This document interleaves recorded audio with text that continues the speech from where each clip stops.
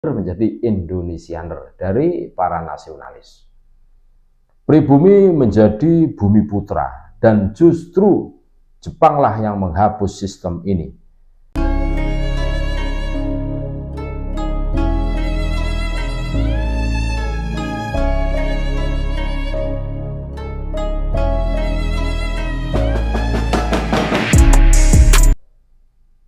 Assalamualaikum warahmatullahi wabarakatuh, saudara-saudaraku sebangsa setanah air, dimanapun Anda berada. Berjumpa kembali dengan kami, channel Bejo Dunya Akhirat. Sak bejo-bejone wong kang lali, isih luwih bejo wong kang eling lan waspada, dan tetap NKRI harga mati. Sampai kapanpun kami tetap menyuarakan NKRI harga mati. Kita semua perlu tahu sejarah rasisme Nusantara, yang memulainya siapa, yang bikin siapa. Di era kolonial Hindia Belanda muncul istilah pribumi, yang diterjemahkan dari bahasa Belanda Inlander. Tahun 1854, pemerintah kolonial Belanda mencetuskan istilah pribumi untuk menyamakan beragam kelompok penduduk asli di Nusantara saat itu, terutama untuk tujuan diskriminasi sosial.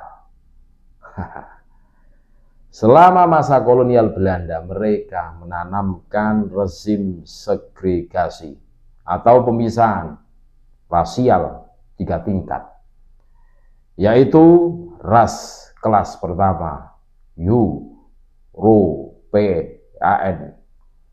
Eropa kulit putih dan pribumi Kristen atau Katolik. Yang kedua adalah ras kelas kedua, Fremdi, Oosterlingen, timur asing seperti Tionghoa, Arab, India maupun non-Eropa. Yang ketiga adalah ras kelas ketiga adalah Inlander, yang diterjemahkan menjadi pribumi. Kurang ajar sekali ini Belanda ini. Karena sebutan itu sangat rasis di zamannya, maka muncullah penolakan dari kaum nasionalis, di mana sebutan Inlander dirubah menjadi Indonesianer. Nah, Inlander menjadi Indonesianer dari para nasionalis. Pribumi menjadi bumi putra dan justru Jepanglah yang menghapus sistem ini. Ketika masuk ke Indonesia tahun 1942 sebagai awal berkobarnya Perang Dunia II, mereka menawarkan semangat kesetaraan sebagai saudara tua dari Indonesia.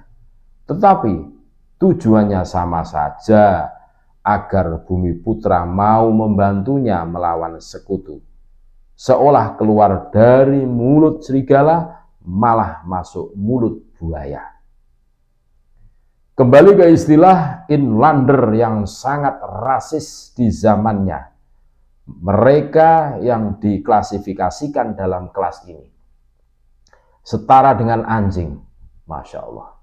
Sehingga banyak gedung kolonial dan fasilitas umum ada tulisan Verboden Voorhonden en Inlander. Bumi putra dianggap anjing di tanah kelahirannya sendiri, di tanah yang dibangun selama ribuan tahun lamanya oleh leluhurnya sendiri.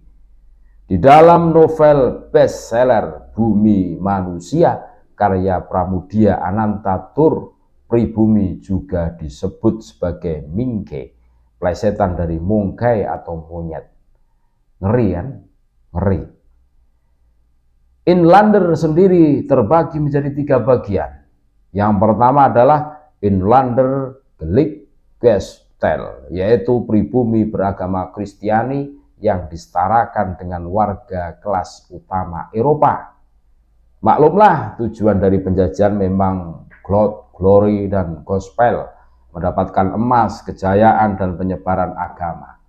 Semangat gospel memang sebagai kelanjutan dari dendam dan motivasi perang salib. Yang kedua, Inlander de Aursti atau pribumi pertama adalah golongan ningrat, aristokrat atau priayi keluarga kerajaan Nusantara. Golongan ini pun sejatinya juga disamakan dengan anjing. Tujuannya adalah desakralisasi dan delegitimasi baik secara mental maupun politik, agar tidak percaya diri bila ada niatan untuk bangkit.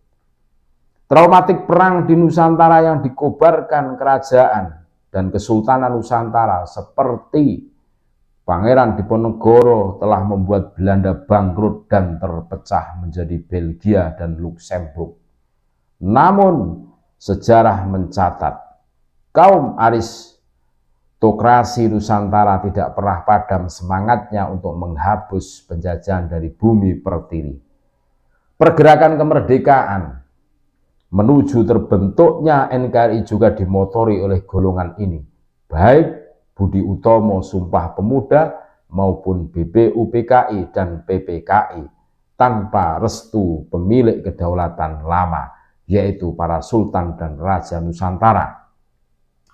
NKRI tidak akan pernah berdiri dan mendapatkan kedaulatan di mata internasional. Terus yang ketiga, Inlander the tweed class, Inlander paling bawah kelasnya, yaitu rakyat jelata non-bangsawan. Bila yang priayi saja Raden Tirto Adi Suryo, putra seorang bupati yang dalam novel Bumi Manusia disebut mingke atau monyet, maka bagaimana dengan pribumi kelas rendahan ini? Mungkin dianggap hama atau lalat. Itu sekilas tentang rasisme, awal muncul rasisme di Nusantara.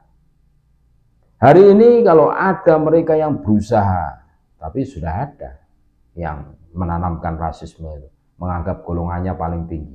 Nah, ini berarti mengikuti warisan dari kolonial Belanda, dan ini adalah musuh bersama. Karena apa? Indonesia Bhinneka Tunggal Ika. Berbeda-beda tetapi tetap satu jua. NKRI harga mati. Assalamualaikum warahmatullahi wabarakatuh.